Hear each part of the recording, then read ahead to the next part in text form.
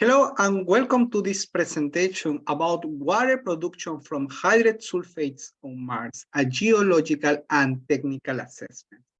My name is Gustavo Jamanca-Lino, Metallurgical Engineering, Master in Geometallurgy, now graduate student in Colorado School of Mines in the program of Space Resources and university lecturer at the Universidad Privada del Norte in Peru.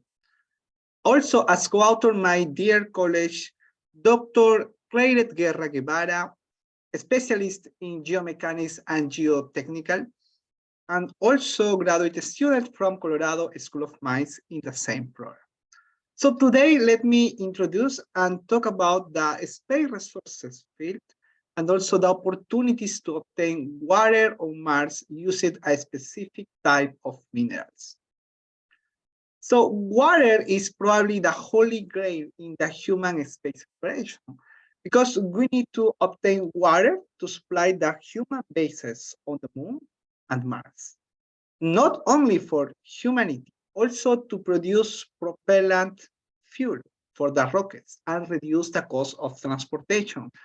If we want to continue moving different missions from the Earth to Mars, from the Earth to the moon, we need to invest energy and time to find resources and produce materials in situ resource utilization philosophy.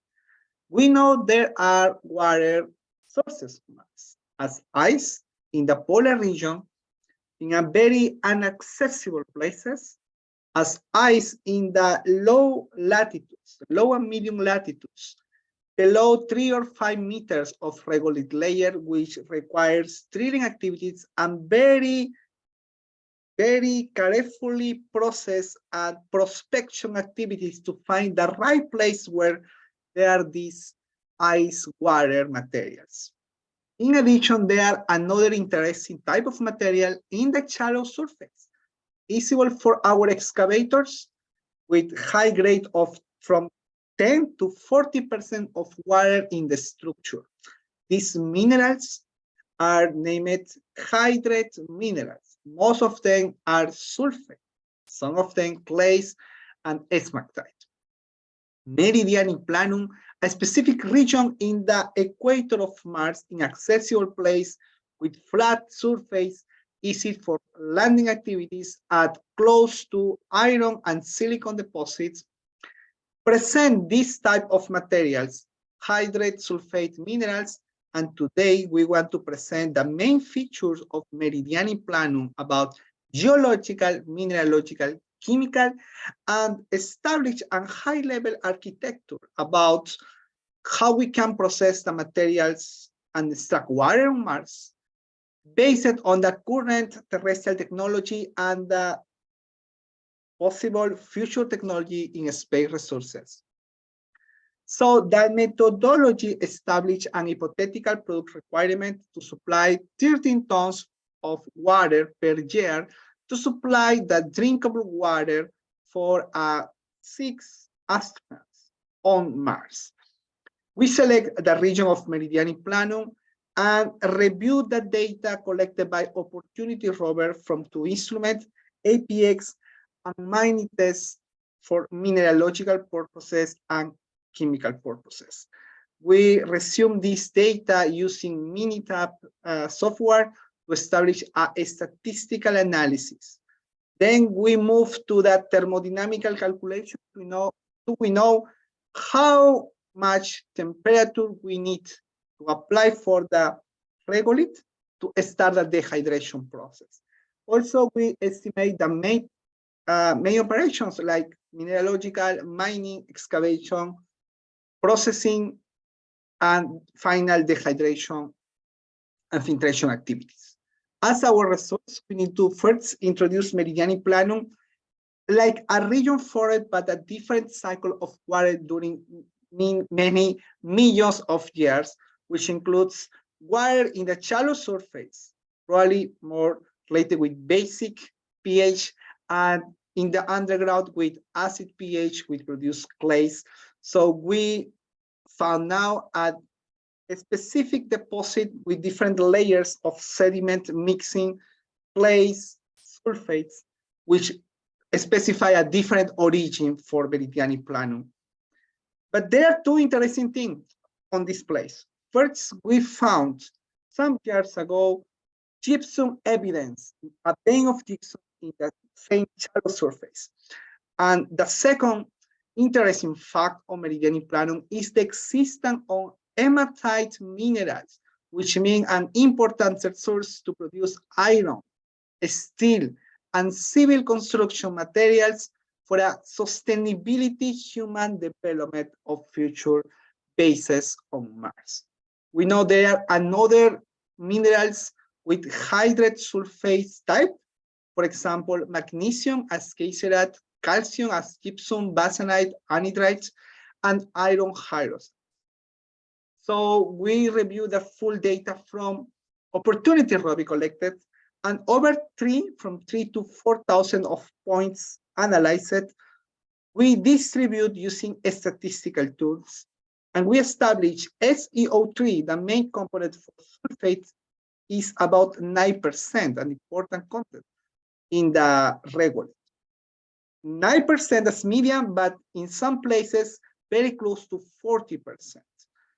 And there are two important materials, calcium and magnesium oxide, very close to 6 to 7 as median value, and over 20% in some places, which means they are located regionally in specific places in Meridiani Planum, a mixture of calcium, magnesium, and sulfates, which means sulfate calcium or magnesium as opportunity found with the gypsum evidence in the shallow surface. Move on from the mineralogical composition in a data published by Christiansen some years ago in the Eagle crater, in the outcrops, which has a naturally excavated material. We can saw the rim of the crater and analyze it, which material are below the surface. And there are sulfate up to 35% in some region of the outcrops. So definitely sulfates exist on Meridiani Planum, definitely some of them associate with calcium and magnesium. So we need to move for the thermodynamical calculation. What is thermodynamical calculation? It means process based on chemical and physicochemical equations to know how much temperature we need for the process.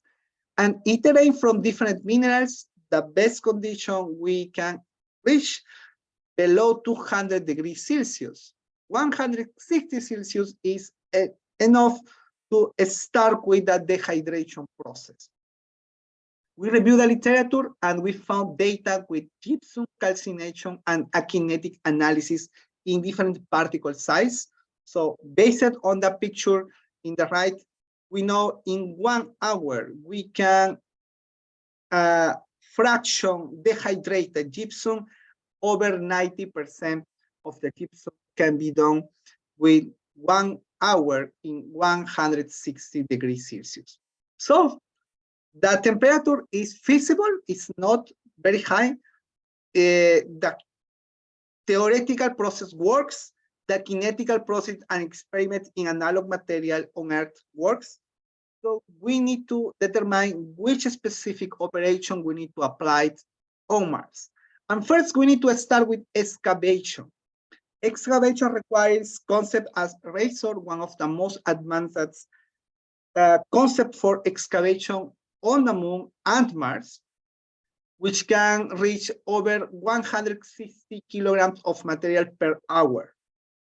So then we need to transport the material with hauling. There are concepts as flex rover or other hauling materials or hauling concept to transport the regolith from the trench to the processing plant.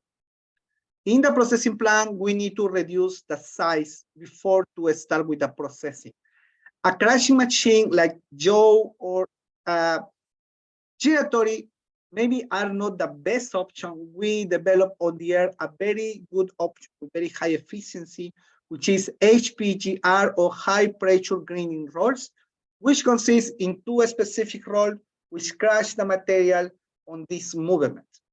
So in addition to that, we can obtain very similar 3 millimeters, 4 millimeters of size for the 84% of the material, and 2 millimeters for half of the material, which make feasible to produce a right size of particles for the dehydration process. We need to classify the material in a vibratory specific screen to remove the cores, recycle the cores to the crushing, and restart the process.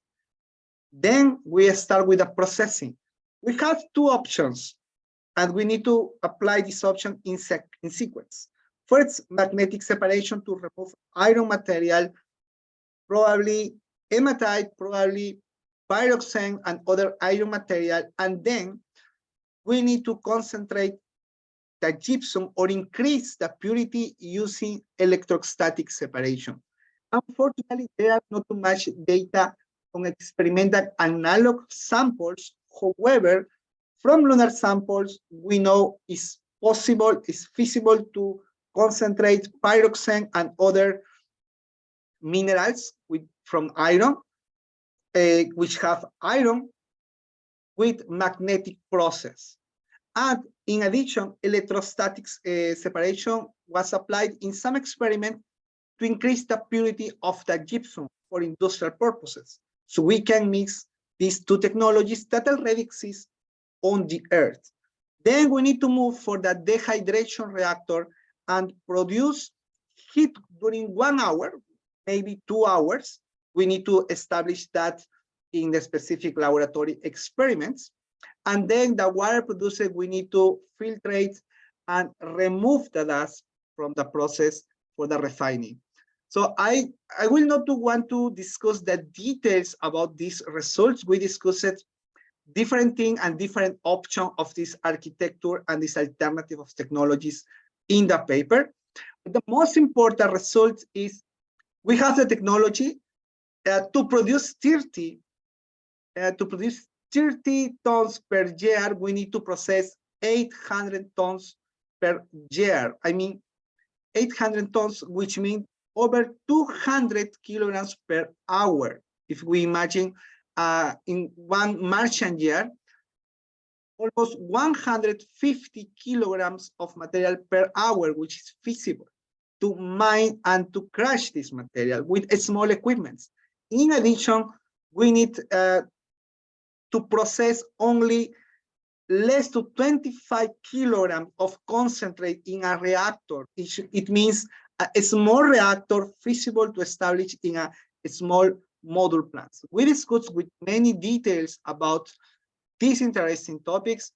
And finally, we conclude there are already good technology as spinning knowledge to apply for the future process of minerals on Mars to obtain water. And this is very competitive, a good alternative compared to other processes like prospecting and drill the places on Mars to obtain underground water as ice. Hydrogen minerals is one of the options to move forward and establish human bases close to very good deposit of other materials like iron and silicon, because that all these resources exist in one place named Meridiani Planum, and it's probably one of the future human bases on the red planet. Thank you very much for your time.